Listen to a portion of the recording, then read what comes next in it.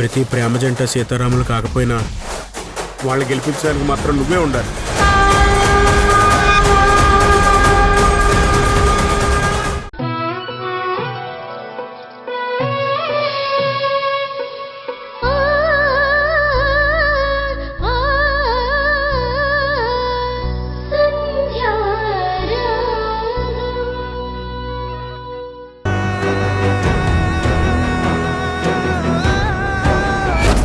Sorry madam, ఇంటి దగ్గరే చితకబాదారు.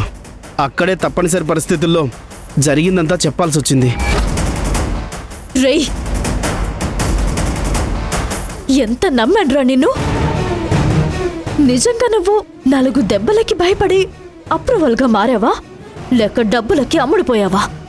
లేదు మేడం, మామూలుగా కొట్టలేదు. ఏంటి మీ డిస్కషన్? ఇది మీ ఇల్లు అనుకుంటున్నారా? నోరు మూసుకొని కూర్చోండి.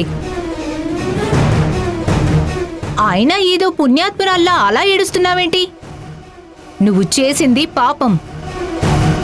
నీ హిస్టరీ మొత్తం తీసుకున్నాను. సంధ్యది నీది ట్రాక్ రికార్డ్ మొత్తం తీశాను. ఒకప్పుడు ప్రాణ స్నేహితులంట కదా, ఇప్పుడు స్నేహితురాలు నీకు శత్రువైపోయిందా? నీ ఫ్రెండ్ షాపు తగలబెట్టేంతగా మారిపోయావా నువ్వు? శ్రీకర్ ఫ్యామిలీ వాళ్ళందరూ అదే షాప్ మీద ఎన్నో ఆశలు పెట్టుకున్నారు. కనీసం మానవత్వం కూడా లేదా నీకు? చూడు, నువ్వు దొంగ ఏడుపు ఏడ్చినా ప్రయోజనమేం లేదు. ఆల్రెడీ వాడు అప్రూవల్గా మారాడు. కోర్టులో నువ్వు దోషిగా ప్రూవ్ అవుతావు. ఇక నిన్ను ఏ దేవుడొచ్చి కాపాడలేడు.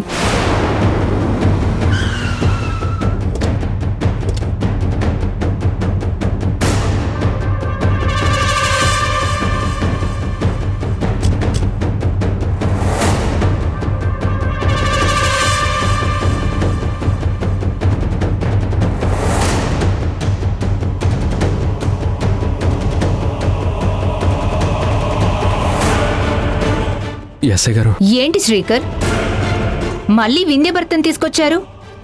ఈ రోజు రేపు కోర్టుకు సెలవులున్నందుకు తర్వాత కోర్టులో సబ్మిట్ చేస్తామని చెప్పాను కదా.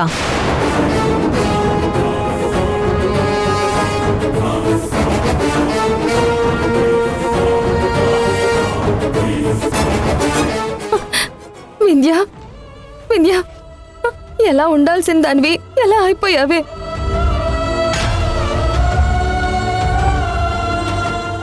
ఎస్ఐ గారు, ముందు లాకప్ ఓపెన్ చేయండి, వింధ్యని బయటకు తీసుకురండి.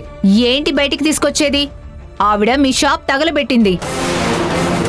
తను ఒక దోషి. ఏదైనా ఉంటే కోర్టులో చూసుకుంటారు. మీరేదైనా మాట్లాడాలనుకుంటే మాట్లాడి వెళ్ళిపోండి. అయినా మీకింత అన్యాయం చేసిన ఆవిడతో ఇంకా మాటలేంటండి? వింధ్య, నువ్వేం కంగారు పడుకో. నిన్ను బయటకి తీసుకురావడం కోసమే నేను వచ్చానే.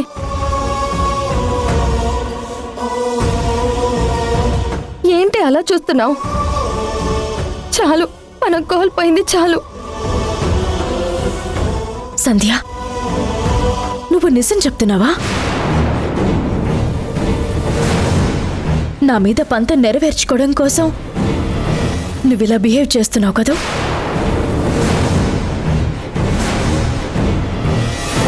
నువ్వన్నట్టుగానే నువ్వు గెలిచావు కదా. నాకు సవాలు విసిరినంత పని చేశావు నువ్వు. ఇప్పుడు నువ్వు హ్యాపీయే కదూ? ఈ కండిషన్లో ఉండి కూడా నువ్వెలా మాట్లాడుతున్నావేంటే? సంధ్య గారు, తను మారదు. తను మారనే మారదు. నలుగురు నవ్వుకునే పరిస్థితి వచ్చాక కూడా అలాగే మాట్లాడుతోంది. శ్రీకర్, ఏంటి పోలీస్ స్టేషన్లో ఈ డిస్కషన్? మీరిక్కడికి ఎందుకు వచ్చారు?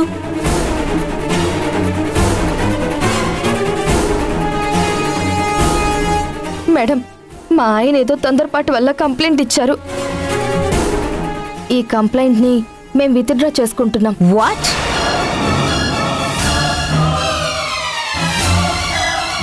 శ్రీకర్, ఏంటయ్యా ఇది? ఇదేమన్నా చిన్నపిల్లలాట? కంప్లైంట్ ఇవ్వడం ఏంటి, మళ్ళీ విత్డ్రా చేసుకోవడం ఏంటి? క్షమించండి ఎస్ఐ గారు. క్షమించడమేంటి? ఆవిడ నేరం చేసిందని సాక్ష్యాలతో సహా ప్రూవ్ చేసి తనని అరెస్ట్ చేసి లాకప్ లో కూర్చోబెడితే తర్వాత ఇప్పుడొచ్చి కేసు విత్డ్రా చేసుకోమంటున్నారేంటి? మీ కంటికి మేమెలా కనబడుతున్నాం? మాకేం పని పాట లేదనుకుంటున్నారా? మేడం, ప్లీజ్ మేడం, మాట్లాడడానికి కొంచెం టైం ఇవ్వండి.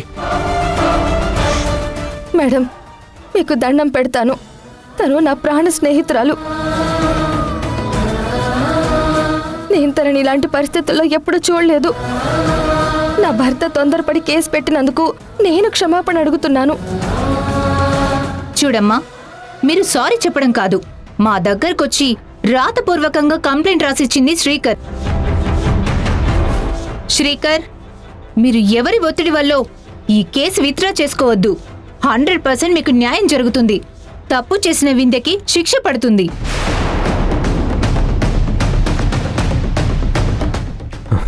మేడం, వింధ్యని శిక్షించాలనుకుని నేను నా భార్యని బాధ పెట్టలేను. మీరు నాకు చాలా సహాయం చేశారు. చాలా తక్కువ టైంలోనే దొంగ సాక్ష్యం చెప్పిన నందుని మీ దారిలోకి తీసుకొచ్చి ఈ సమస్యని పరిష్కరించి ఒక దేవతలా మాకు న్యాయం చేశారు. కానీ ఇప్పుడు నేను తీసుకున్న నిర్ణయం వల్ల నా సంధ్య బాధపడుతుంది. ఒకప్పుడు వాళ్ళిద్దరూ ప్రాణ స్నేహితులు. తన ఫ్రెండ్ అలా సెల్లో ఉంటే సంధ్య తట్టుకోలేకపోతుంది. అది ఒకప్పుడు, ఇప్పుడు కాదు కదండి. ఆలోచించుకోండి. కేసు విత్డ్రా చేసుకుంటే మీకు న్యాయం జరగదు. నాకు న్యాయం కంటే నా భార్య ముఖ్యం. ఈ విషయంలో ఇప్పుడు నా నిర్ణయం మార్చుకోలేను. మాకు జరిగిన అన్యాయానికి వింధ్య మీద ఎంత కోపం ఉందో అంతకంటే ఎక్కువ సంధ్య మీద ప్రేమ ఉంది. ఈ కేసు నేను వెనక్కి తీసుకోకపోతే నా సంధ్య నాకు దక్కదు మేడం. దయచేసి నా పరిస్థితిని అర్థం చేసుకొని వింధ్యని వదిలిపెట్టండి.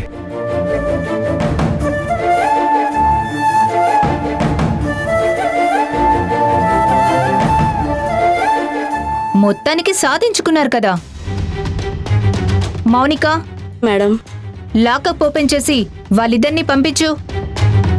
కేసు విత్డ్రా చేసుకున్నారు కదా.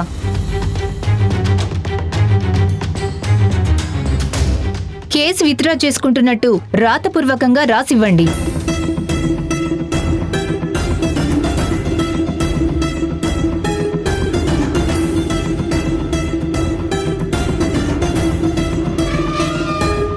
వింధ్య, పద.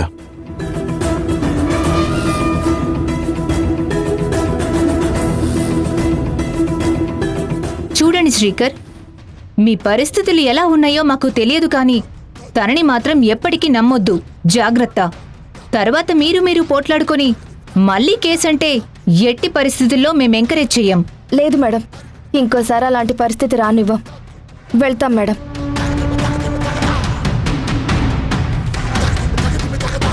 వింధ్య, రా వెళ్దాం.